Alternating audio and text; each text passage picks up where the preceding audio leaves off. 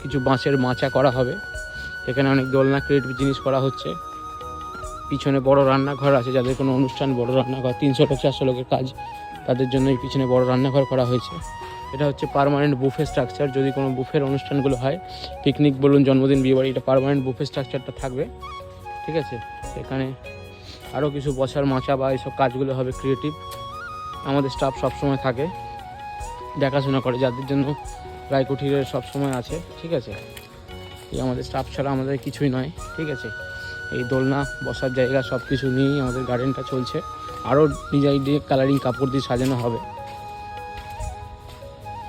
এই বসার জায়গাগুলো সব রেডি হচ্ছে। এখানে স্লিপ রং হচ্ছে, এখানে শীর্ষ আছে, এইসব জিনিসগুলো হচ্ছে। ক্রিয়েটিভ কিছু করার চিন্তা ভাবনা সবসময় রায়কুঠির করে।